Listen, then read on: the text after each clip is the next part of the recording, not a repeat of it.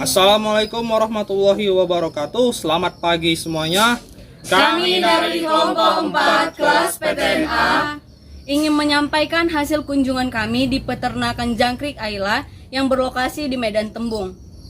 Ini untuk memenuhi tugas mata kuliah aneka ternak dan satwa harapan dengan dosen pengampu Ibu Tati Vidianasari SPT MP. Hai, perkenalkan nama saya Ermepas Timolis Yambaton, NIM 2003 060 034. Di sini kami sedang berada di peternakan jangkrik Ayla dengan nama pemilik yaitu Pak Dana yang berlokasi di Medan Tembung. Dan poin yang pertama yaitu klasifikasi dan jenis-jenis jangkrik yang ada di peternakan ini.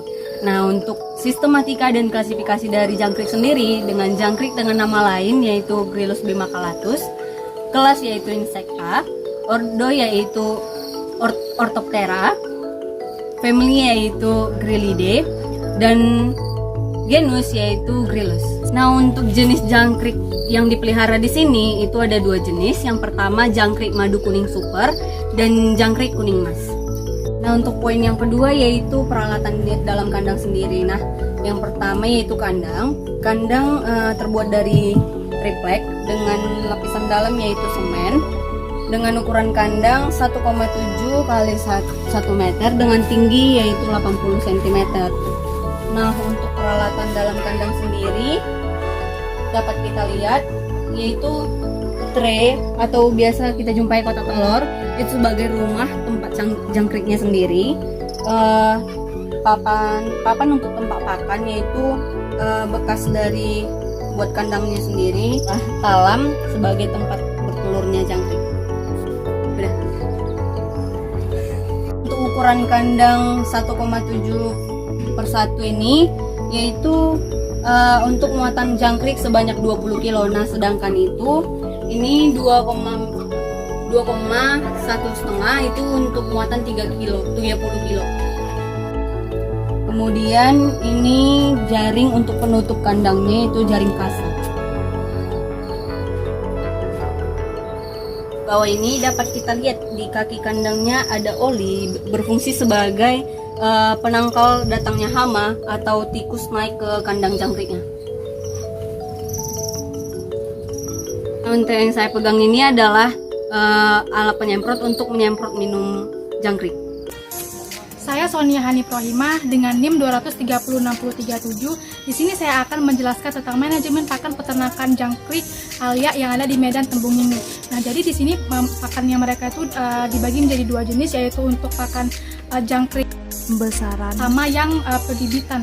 Nah, di sini sih mereka ini untuk pakan perkembangan atau pertumbuhan ini itu mereka memberikan ada yang namanya ini batang daripada singkong atau ubi. Baru di sini juga ada mereka memberikan fermentasi pakan berupa ampas tahu yang ditambah sama pur ayam dan ditambah sama E4 dengan perbandingan 1:10. Dengan satunya itu adalah 1 kg pur ayam dan 10-nya itu 10 kg ampas tahu. Mereka ini menggunakan ini karena ini kan sumber protein yang sangat tinggi untuk mempercepat atau pembentukan dari tubuh tipe untuk yang anak-anakan seperti ini yang untuk pertumbuhannya gitu. Nah, mereka juga memberikan daun pisang ini supaya sebagai tambahan minuman untuk mereka atau air untuk tubuh mereka, dan juga ada pemberian air minum yang dimana diberikan di dalamnya itu E4 sebagai tambahan atau probiotik lah untuk mereka seperti itu.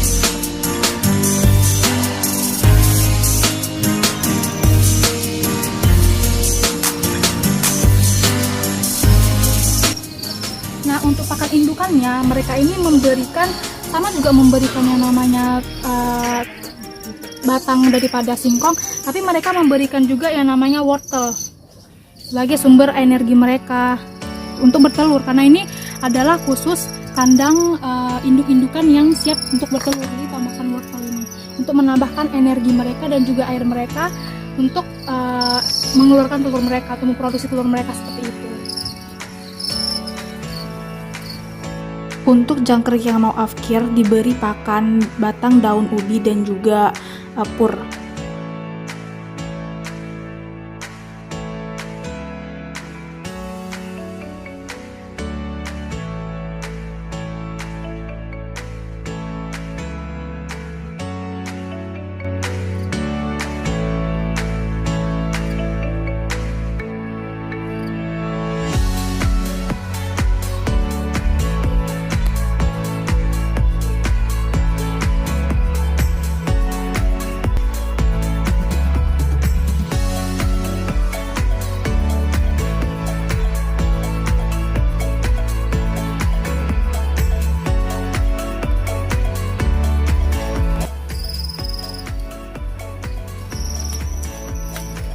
Hai, perkenalkan nama saya Joshua Pangeran Silalai dengan NIM 2003060079. Pada kesempatan ini saya akan menjelaskan tentang manajemen kesehatan jangkrik dan penyakit pada jangkrik.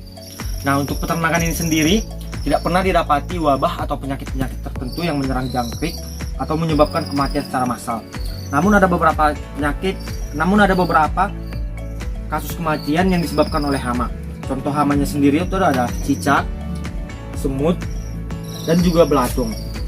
Nah, bagaimana cara peternak di sini menanggulangi masalah hama? Yaitu dengan menggunakan M4 pada campuran pakan. M4 sendiri itu berfungsi untuk mengurangi stres pada jangkrik dan untuk mengurangi kadar amonia pada kotoran.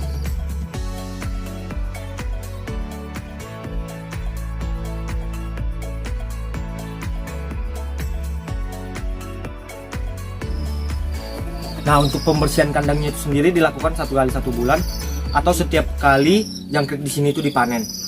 Dan yang terakhir itu untuk pemberian vaksin, di tempat ini tidak pernah melakukan pemberian vaksin.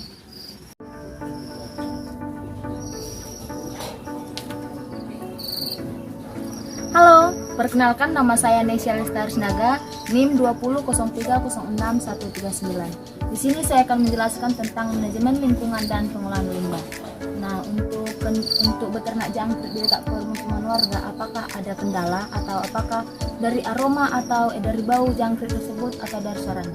Nah, sejauh ini untuk kendala aroma atau baunya tidak ada, warga tidak mempermasalahkan aromanya, tetapi untuk suara atau kebisingan yang ditimbulkan oleh jangkrik itu mungkin mengganggu pada saat malam hari, dan di sini warga di sini sudah terbiasa dengan suara tersebut, jadi untuk kendalanya tidak ada.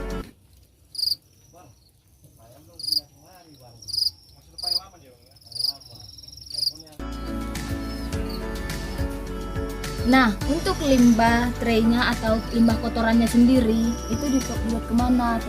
Nah, untuk limbah traynya dan kotorannya itu dibuat di sini, dibakar, kan?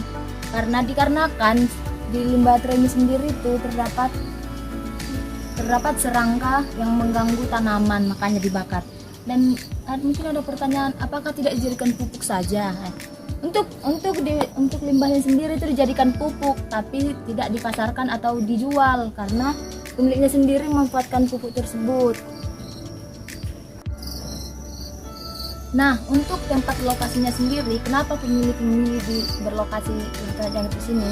Dikarenakan yang pertama ini adalah kebetulan ini adalah lahan kosong sendiri, lahan kosong, kemudian pemiliknya berinisiatif untuk menyewanya atau memanfaatkan lahan kosong ini untuk dijadikan tempat ternak jangkrik.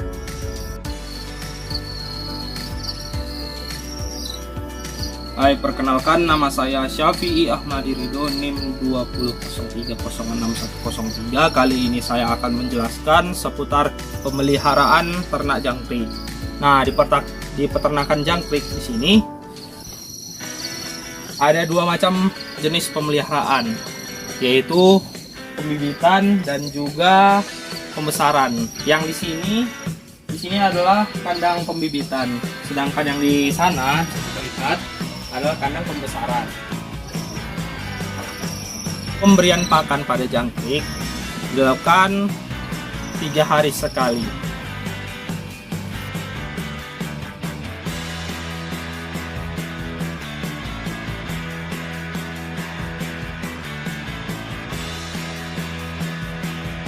Dan untuk pemberian minum biasanya diberikan sekali sehari atau sampai 3 kali dalam sehari bila hari sedang panas. Dan cara pemberian minumnya yaitu dengan menggunakan alat semprot. Kemudian air akan disemprotkan pada dinding-dinding kandang. Dinding-dinding kandang yang seperti ini.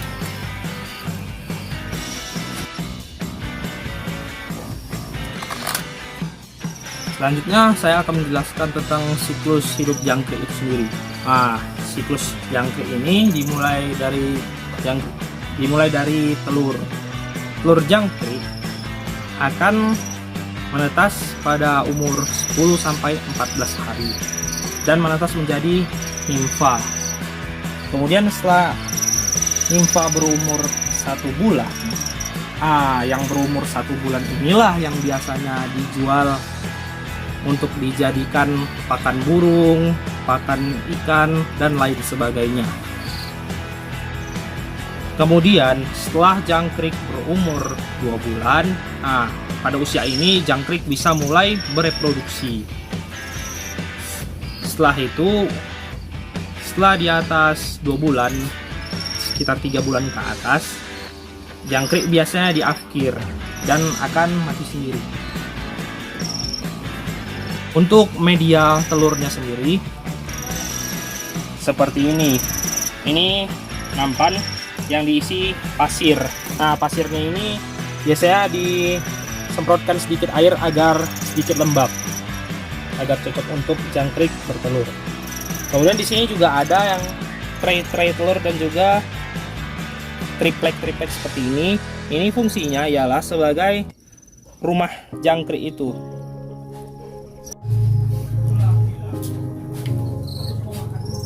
Hai, perkenalkan, nama saya Andre Parlian Sombing, NIM 2003060061 dari kelas PTNA. Di sini saya akan menjelaskan mengenai manajemen produksi. Pertama-tama saya akan menjelaskan bagaimana cara membedakan jangkrik jantan dan betina. Untuk jangkrik betina, kita mulai dulu dari jangkrik betina. Jangkrik betina itu memiliki buntut yang runcing seperti jarum. Buntutnya itu berfungsi untuk mengeluarkan telur. Sedangkan untuk jangkrik jantan itu tidak punya. Kemudian saya akan menjelaskan jumlah produksi telur untuk ternak jangkrik betina. Ternak jangkrik betina ini mampu memproduksi 18 butir telur per ekor setiap ekornya. Dan untuk cara perkawinannya itu masih alami.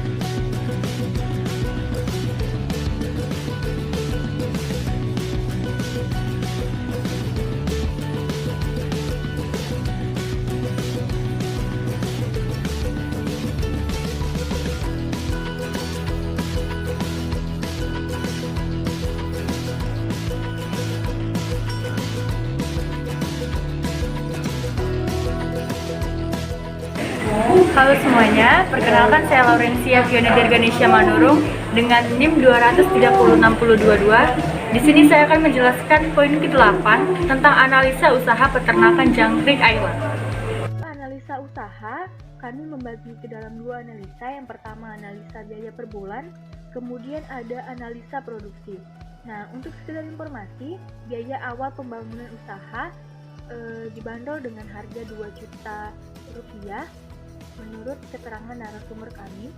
Kemudian untuk bagian B, peralatan kandang, ada kerak telur sebanyak 200 unit dengan harga per unitnya itu Rp250 sehingga jumlahnya Rp50.000. Kemudian ada tempat telur sebanyak 20 unit dengan harga per unit Rp8.000 sehingga total jumlah Rp160.000. Kemudian ada semprotan minum itu sebanyak 1 unit dengan harga per unitnya Rp50.000 sehingga jumlah biaya per bulannya sebanyak Rp50.000. Sehingga di total untuk perawatan kandang per bulan itu ada sekitar Rp260.000. Selanjutnya adalah yang C, yaitu pakan dan kesehatan per bulan, yaitu ada per ayam dengan unitnya 2,5 kg kali 15 dengan harga per unit Rp11.000.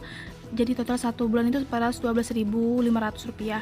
Ampas tawingnya itu unitnya 25 kg kali 15 dengan harga per unit Rp1.000 sehingga 1 bulannya itu Rp375.000.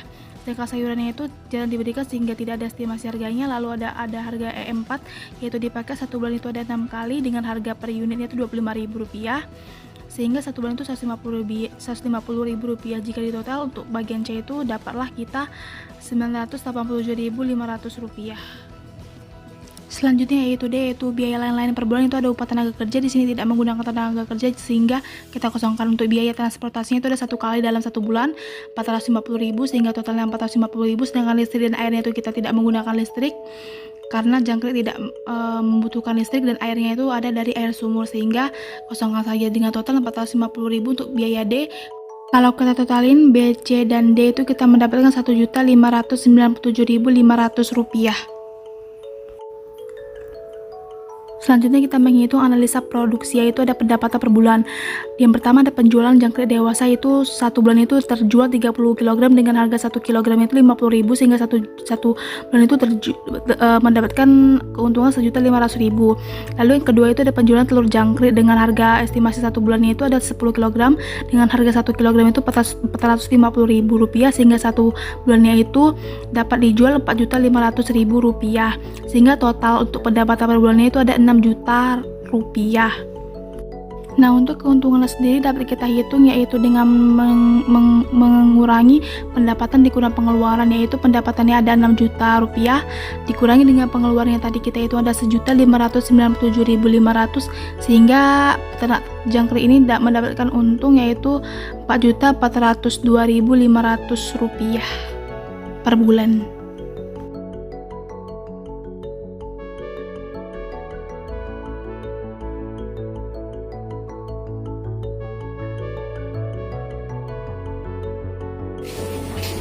Halo, perkenalkan nama saya Makfur Rahman dengan nomor NIM 2003-06028.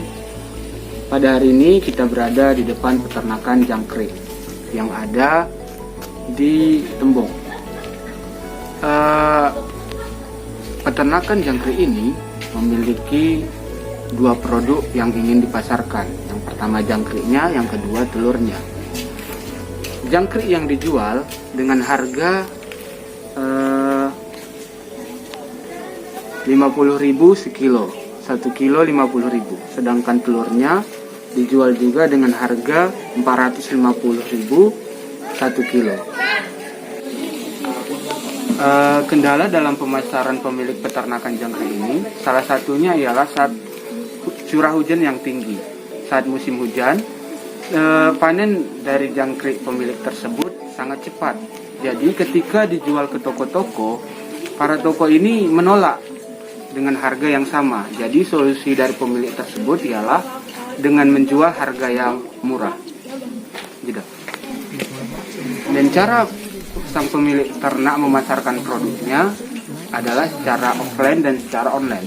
secara offline ketika permintaan pasar, maka sang pemilik peternakan mengirimkan ternak jangkriknya kepada peminta. Sedangkan secara online, sang pemilik menjualnya di e-commerce seperti Shopee, Tokopedia, dan Lazada. Dengan nama tokonya ialah Huda 95.